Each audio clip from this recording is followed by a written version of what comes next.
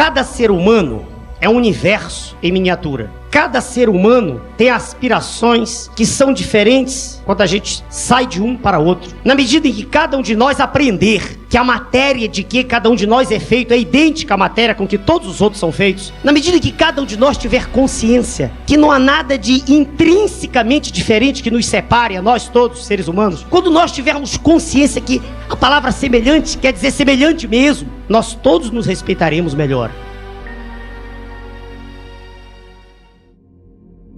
Eu sempre achei curioso quando alguém fala que o ser humano é especial, que o ser humano é diferente e que o ser humano é único. Porque se a gente parar para pensar, isso vem de onde?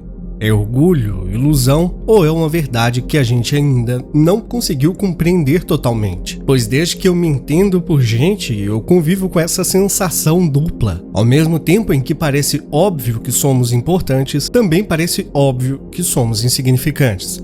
Afinal, olha ao nosso redor. Tudo o que existe hoje, cidades, tecnologia, história, arte, tudo isso foi criação humana, mas com inspiração ao que nos rodeia.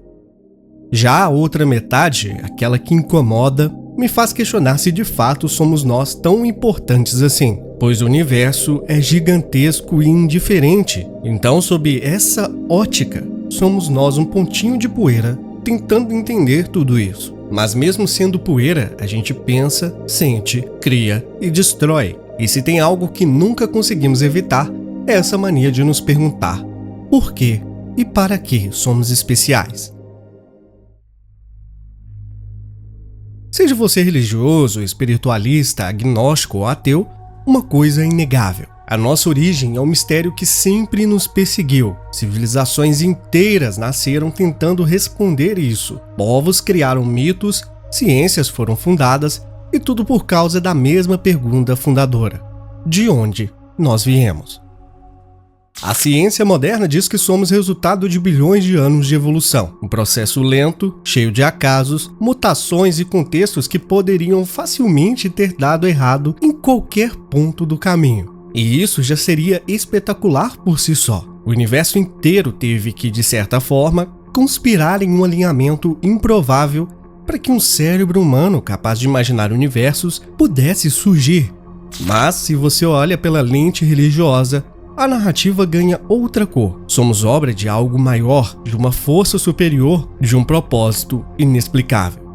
Nesse cenário, somos intenção pura, somos projeto, função e missão.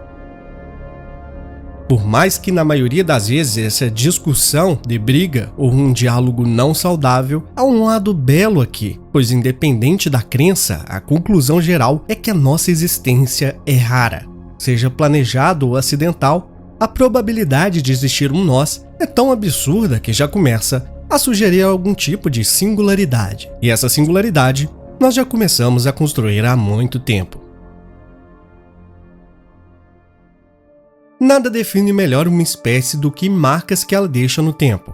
E quando eu olho para a trajetória humana, o que mais me impressiona não é apenas o que fizemos, mas a velocidade em que passamos do instinto à consciência histórica. Em algum momento distante, deixamos de apenas sobreviver e começamos a registrar, simbolizar e imaginar. Pintamos paredes de cavernas não por uma necessidade prática, mas por impulso de expressão, como se já existisse ali uma urgência de dizer: eu já estive aqui. Descobrimos o fogo e com ele não apenas calor e proteção, mas controle. Domesticamos animais, cultivamos a terra e aprendemos a esperar o tempo certo da colheita. E nesse processo deixamos de ser reféns absolutos da natureza para nos tornarmos seus negociadores. Criamos aldeias, depois cidades, depois impérios, e junto com eles vieram as regras, as hierarquias, os conflitos e as ideias de pertencimento. Inventamos a escrita para não depender da memória frágil, a matemática para organizar o caos, a filosofia para questionar aquilo que nem a matemática conseguia explicar. O ser humano passou a olhar para o céu não só para prever o clima, mas para buscar sentido, destino e propósito. Criamos mitologias para explicar o mundo, religiões para organizar o medo, e mais tarde, a ciência para confrontar as próprias crenças que havíamos construído. Em guerras e revoluções, mostramos que somos capazes de literalmente matar por ideias, algo que nenhuma outra espécie faz, mas também que somos capazes de morrer por elas, o que é ainda mais perturbador. Construímos monumentos que atravessam milênios, escrevemos livros que sobreviveram a gerações, compusemos músicas que continuam emocionando pessoas que nunca conhecerão seus autores. Cada ação histórica humana carrega algo que vai além da sobrevivência imediata. Carrega intenção, pois nós não apenas fizemos coisas, nós damos significados a elas. Mesmo os nossos erros são registrados, analisados, julgados por quem vem depois, como se estivéssemos constantemente conversando com o futuro. A história humana é uma sucessão de tentativas de entender quem somos, enquanto avançamos sem saber exatamente para onde. E talvez seja exatamente isso que nos diferencia. Nenhuma outra espécie tenta aprender com os próprios fracassos, escrever narrativas, revisar valores e se perguntar geração após geração se está no caminho certo.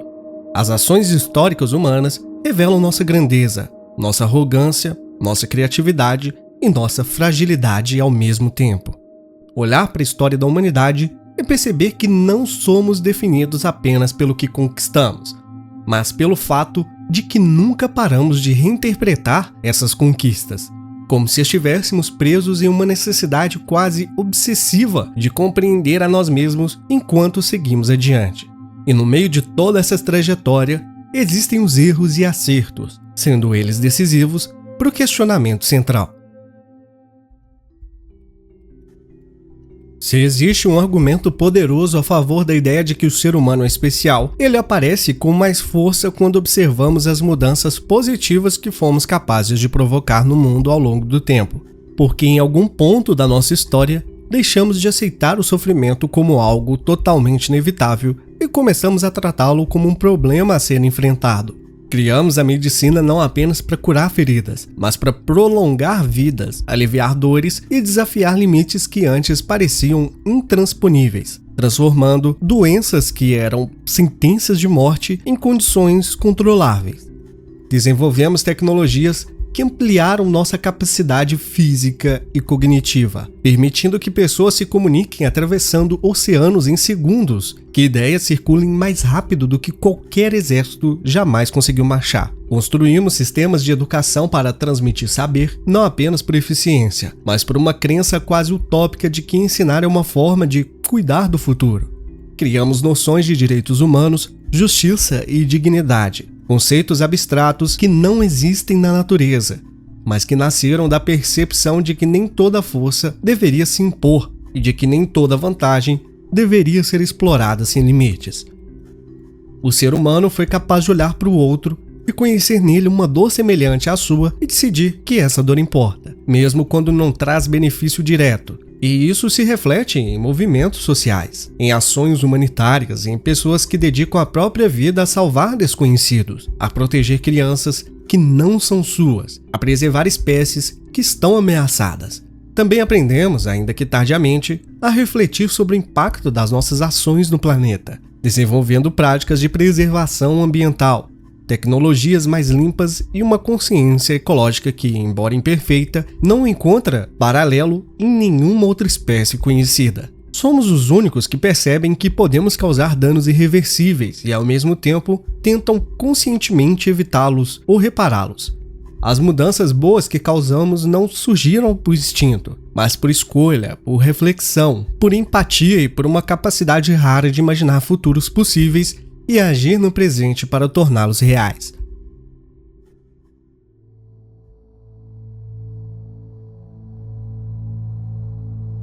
Mas qualquer honestidade intelectual exige que, ao lado das mudanças boas, encaremos sem filtros as mudanças ruins que causamos, porque elas não são acidentes isolados, são padrões recorrentes da história humana.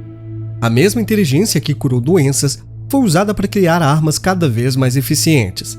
A mesma capacidade de organização que construiu cidades foi aplicada para estruturar sistemas de opressão, exploração e desigualdade. Nós transformamos o planeta de uma forma tão profunda que alteramos climas, ecossistemas e ciclos naturais que existiam muito antes de qualquer civilização. E fizemos isso muitas vezes movidos por conforto imediato, lucro ou poder, ignorando consequências que só seriam sentidas por gerações futuras.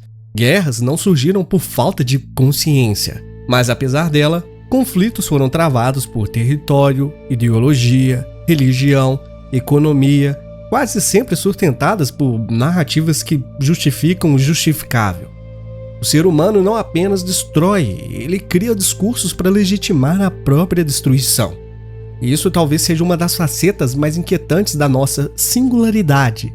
Exploramos outros seres humanos como recursos, normalizamos sofrimentos alheios quando eles não nos afetam diretamente. Espécies inteiras desapareceram por descuido e florestas foram tratadas como obstáculos, rios como depósitos e animais como números. Mesmo nossas maiores conquistas carregam um lado sujo. A industrialização trouxe conforto e progresso, isso é fato, mas também poluição e alienação. A tecnologia conectou o mundo, mas amplificou a desinformação, o controle e a desumanização. E o mais perturbador é que, em muitos casos, sabíamos exatamente o que estávamos fazendo. Ainda assim, existe algo singular até nisso, pois somos a única espécie que reconhece seus próprios erros, que escreve sobre eles, que sente vergonha disso tudo em alguns casos e que tenta reparar danos mesmo depois de séculos. O problema não é apenas que erramos, mas que sabemos que erramos, e mesmo assim, continuamos oscilando entre repetir o passado e tentar superá-lo. Como se a humanidade estivesse presa a um eterno conflito entre aquilo que é capaz de ser e aquilo que insiste em se tornar. Então, é aqui que todas as perguntas se encontram e a discussão atinge seu ponto mais alto. Porque quando falamos de unicidade humana, não estamos mais discutindo conquistas, erros ou impactos externos, mas algo muito mais difícil de medir: a consciência. Fisicamente, somos frágeis. Biologicamente, não somos os mais fortes, nem os mais adaptáveis. Na escala do universo, somos quase irrelevantes. Ainda assim, somos a única forma de vida conhecida até então que sabe que existe, que reflete sobre a própria origem, que imagina futuros possíveis e sofre antecipadamente por eles. O ser humano não vive apenas no presente imediato, ele carrega o passado como memória e o futuro como expectativa. E essa combinação cria algo raro: responsabilidade. Somos capazes de questionar nossos próprios impulsos, de frear instintos, de agir contra interesses imediatos em nome de valores como justiça, dignidade ou sentido. E nenhuma outra espécie debate ética. Nenhuma outra cria filosofias para tentar entender o que é viver bem. Nenhuma outra olha para o silêncio do universo e se pergunta se há algo além dele. Talvez a nossa unicidade não esteja no fato de dominarmos o planeta, mas no desconforto que sentimos ao perceber esse domínio.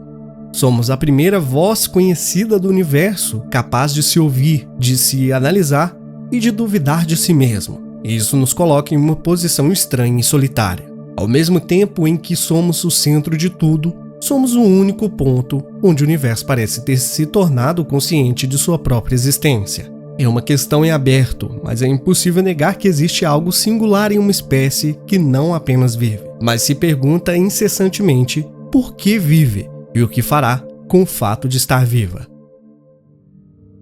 Depois de falar sobre tudo isso, para mim talvez a maior honestidade seja admitir que não existe uma resposta simples, fechada ou confortável para a pergunta inicial. Pois é fato que ao mesmo tempo que existem pessoas que querem criar, que querem ajudar, existem outras que nem sequer pensam nisso, que só colaboram com a destruição de tudo.